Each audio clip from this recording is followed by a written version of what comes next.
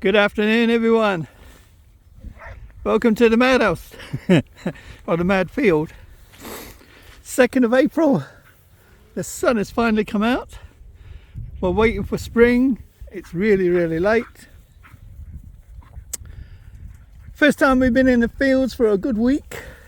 We've had heavy rain, then saturating rain, then slanted rain, then off and on rain. I don't think we've seen any sun, to be honest. Maybe the glimpse. As you can see, the fields, wherever there's a hollow, it's going to fill with water. But they love it, they can play in it. So, a couple of things have been happening since I last spoke. Got back from Scotland. The night I got back from Scotland, which was Saturday night, Sunday morning, as soon as I let them out, what I do is I reverse the car. Dogs fly out. I open the dog pens in the car. Dogs fly out, have the door wide open because I know they're going to come bursting out because I've been in the car for 9-10 hours, except for the odd short break when we're at the service station. And as soon as I got in the door, I noticed a couple of spots of blood on the floor, and I noticed some spray of blood, only light, on the radiator and on one of the door frames. So I thought, has Rogue come into heat? And I'll get back to that issue in a bit. But it was kind of spotting on the floor, just here and there. So I thought, brilliant, she's coming to heat. Now I can resolve that issue. But anyway, we'll get back to that. So I felt all over her head, checked the rear end, obviously, no swelling or anything. So I thought, and another thing, if she was in heat, surely Rebel would be all over her. But I checked all over her ears, her sides, I checked the mouth. I thought maybe they clashed, and one of them bit each other or something, I mean, it happened so quick. I was only gone 10 minutes, as I was saying, so couldn't find it. I was absolutely worn out from the drive, so I let it go because I can't see and there was no further bleeding, so I thought she must have been in heat. But I was trying to explain the slight spray on the radiator and on one of the door frames, and sometimes when a dog will go into heat, the female will spray, just a little puff like that, I mean, like you get the point. Anyway, so I put it down to that. About a week after that, I noticed Rebel's ear was drooping. His left ear. So I felt his ear, and he's got like what I thought at the time was an abscess. So I thought, oh no, I'm going to have to burst that because it'll just get bigger and bigger. So I burst it, and the blood and the kind of fluid come out. And he allowed me to do it. I thought, oh God, he's going to take my head off. But he didn't. He allowed me to do it. But within an hour, it filled up again. So I thought, I'll do some checking online. And from what I can gather, it's a burst blood vessel inside the ear and the ear flap. And what happens is it just fills that area of the ear flap with a pocket of blood.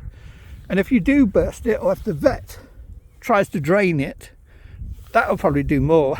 He'll probably burst it that way. It will just fill out again. So what happens, the vet sometimes bandages the head, that ear, to the side of his head so it can't fill up. But dogs I've done so much research, and everyone's saying the same. It never works because the dog always finds a way to loosen the bandage or whatever. And as soon as that happens, the ear fills up. I won't show you that. The pocket of it in the ear starts filling with blood again. So then the next stage is they will split the ear flap, and after obviously you have to be under a general anaesthetic, and they'll split the ear flap and cauterize all the blood vessels in the ear. Sorry if my hand's getting in the way. And then re-stitch it up. It's long surgery because it's very delicate, and it takes a while to heal, and it puts the dog for a lot of stress again. And so I was like, I don't want to do that, not because of the cost or anything like that, but because I don't want to put my dog for any stress. And as you can see, it's not causing an issue, and she's all over him. But I also checked, and a lot of people are saying when they went to the vets and it cost them hundreds of dollars or hundreds of pounds, what they did in the end, they let it absorb back into the ear. What happened, the blood will slowly absorb back into the ear. The only negative to that is the ear will get a bit crinkly, inside it'll be a bit wrinkly when it does, and it takes a long time. It can take 5 or 6 weeks. Some people said it's happened before, but a lot of people say it does take a long time.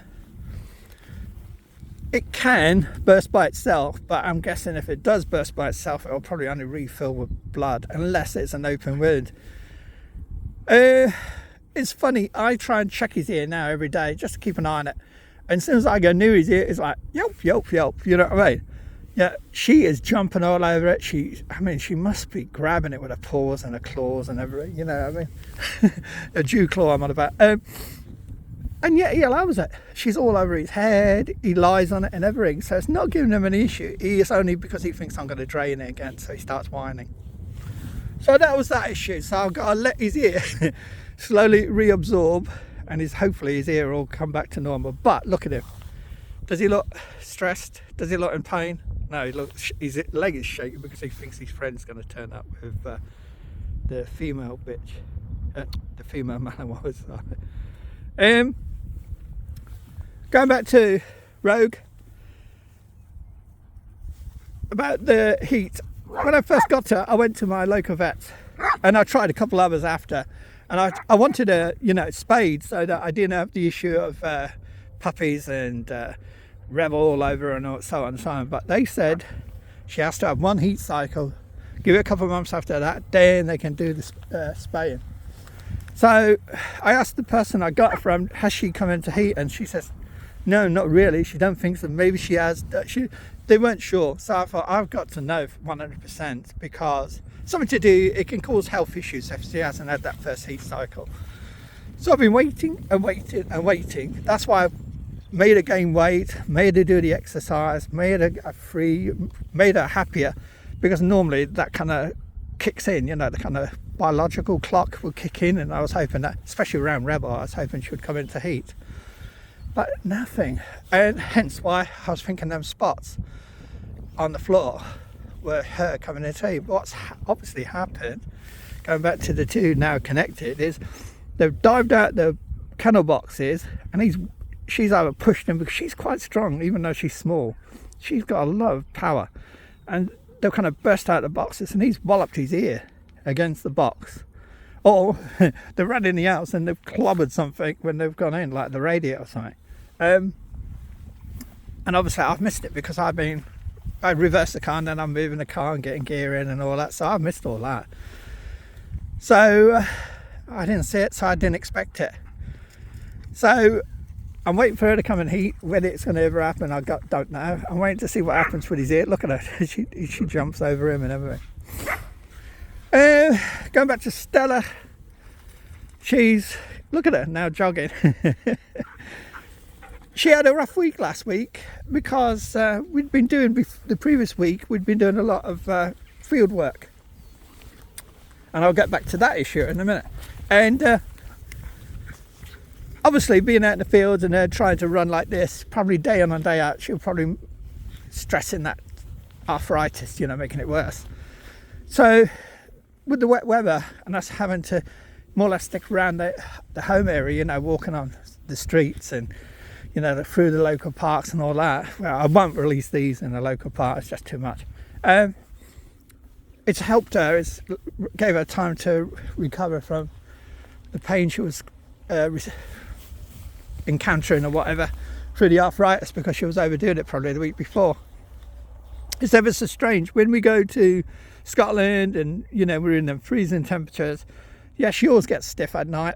That happens at home, but she never seems to have an issue the next day. It soon loosens up. It's only when she runs around in these fields and probably overdoes it. Going back to, as I say, doing the field work and all that. When I saw his ear and I couldn't figure out and pinpoint what had set it off, I thought maybe they were running around this field and getting too carried away, and I was worried about them going over the top with their playing. So I thought maybe she's nipped him, maybe they've head-butted each other. So I tried calming them down a couple of times and calling her back, and of course she was blanking me. So I thought there's only one thing that will work and calm that issue down. So I put an Ecollar on her, not for training. Her training's good. Her recall's quite good. You know what I mean? It's just when they go into that zone, when they're being crazy out in the field, and I need to do a callback, And it's been worked. Look, that'll probably burst his ear if he keeps doing that. I mean, look at her. I mean, she must catch his ears sometimes. You know what I mean? But we'll see what happens. If it's not bothering them, I'm not going to upset, put him through stress or anything. And at the moment, he seems fine. This is being stuck indoors for a week, you know, they need to burn this energy off.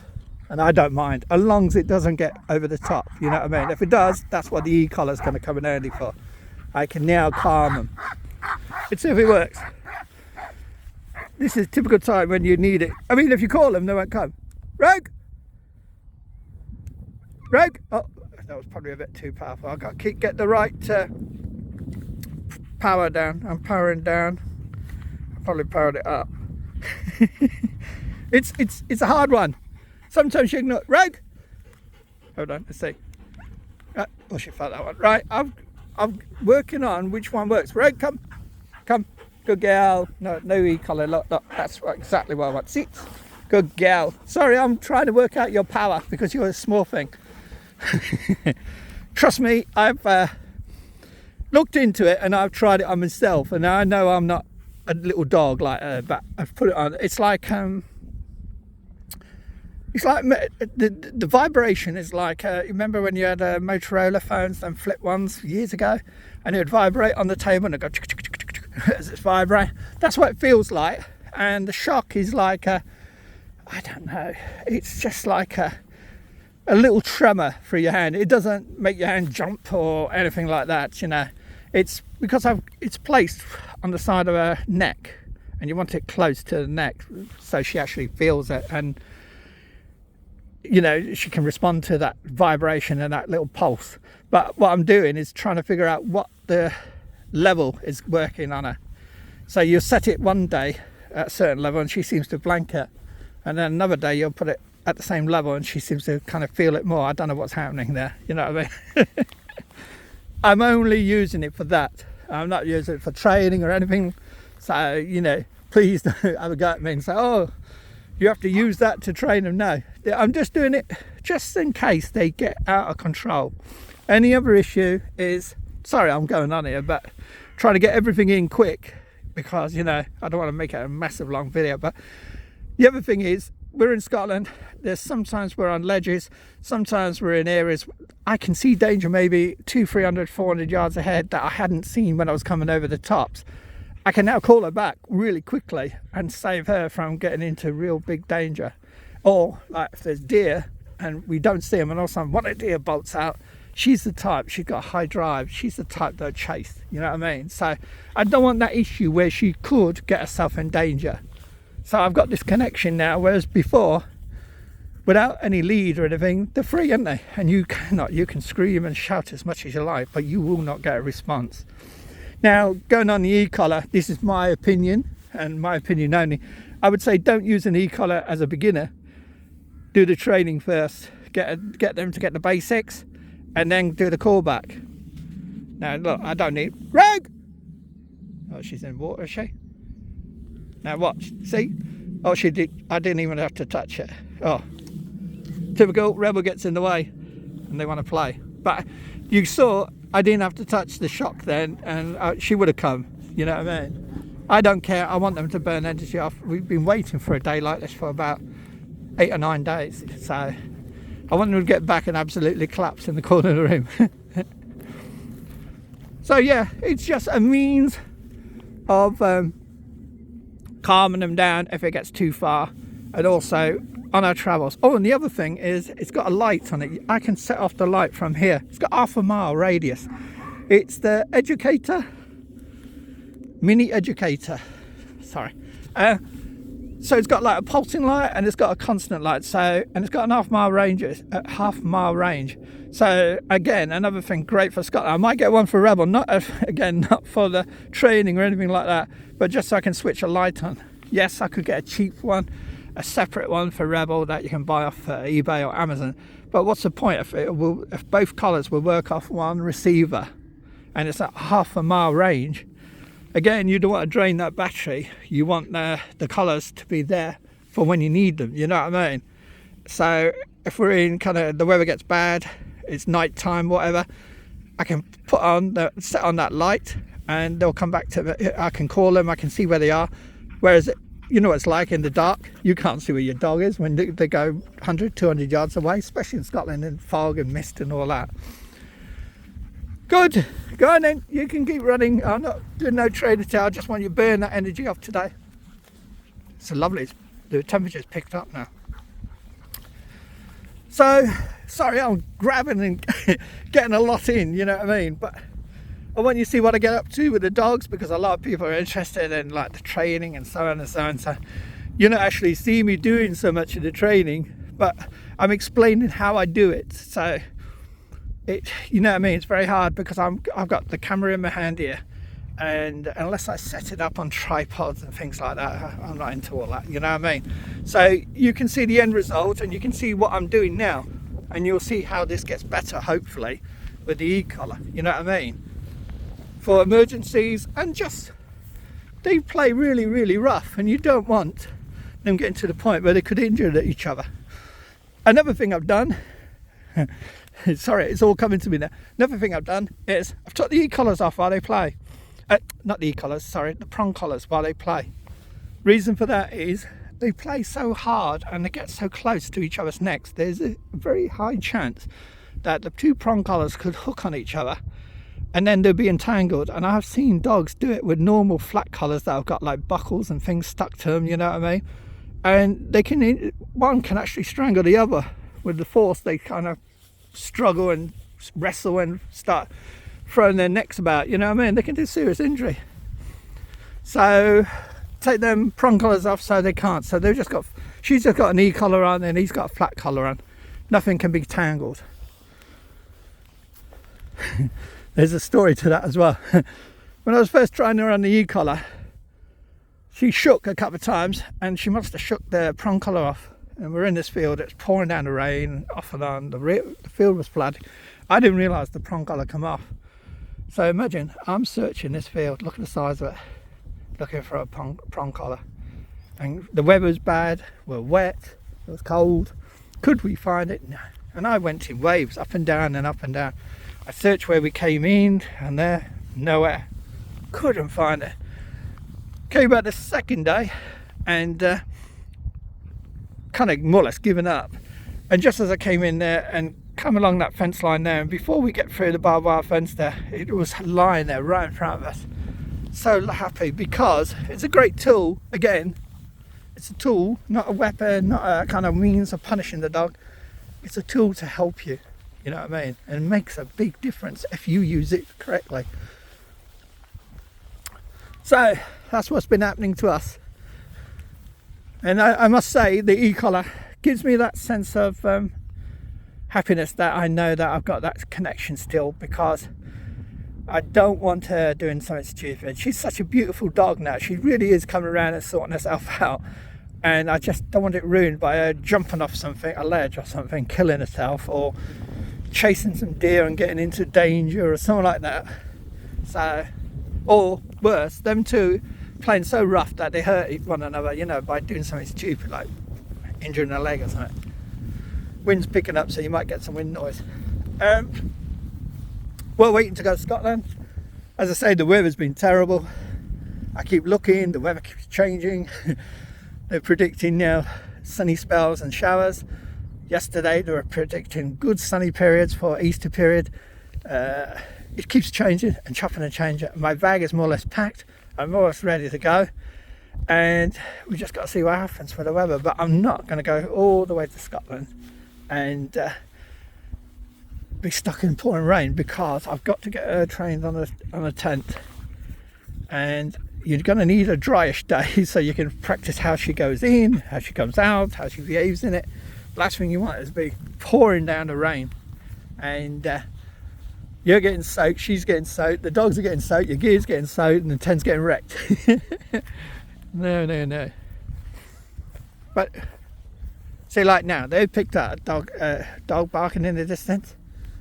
I'm not worried, because I always got that connection now with the e-collar. I might actually put one on Rebel just to have a kind of that extra security. They're good though. But this is the thing about dog ownership, you know. Different breeds are different types, you know, personalities. These are Malinois. You cannot take risks with Malinois. You've got to always think, what if? What can I do? How can I improve things? Is there anything I should have done? You know, you don't want to be in the situation where things go wrong. Come on, you two. You're just standing around. Come on, exercise. Stella, this way. I want them exercise because they've been stuck indoors. When I say stuck indoors, I mean we've been going around circuits around our local area, but that's nothing. And sometimes we have been stuck indoors because the weather's been so bad. Rebel, please. See, now if I had the e-collar, sorry, I could just give him a little pulse and get his attention, because he's looking for our friend that comes up with the female Malinois, and he's got it in his head she's coming. This way, Rebel. Come on, please. Please. So it takes 2 or 3 calls, and that's not good enough. You want perfection. I'm hard, aren't I? But you've got to be safe. So I'm bringing them down here, but we know there's a dog up there. But that's what we've been up to. That's what I'm expecting to do. Hopefully get away Scotland. Get some hiking in. Stella's looking good. Rebel's ears the only issue. Rose come along lovely. She's really doing well. Look, she heard me then talk about it, didn't you? We'll do some treats in a bit. It took its time. It's took a good... She's 9 months old when I got her. It's took me 9 months. Now she's about 14, nearly 14 months old. She don't look it, does she? You're full of attitude, ain't you? Yeah. Going well. Anyway, that's enough for today. I don't want it to be too long a video, but just keep you updated what's happening, how I do the training, what's happening with them, and the issues I've encountered, so it might help you in the future for other people. Bye for now. See you hopefully in Scotland in a couple of weeks' time.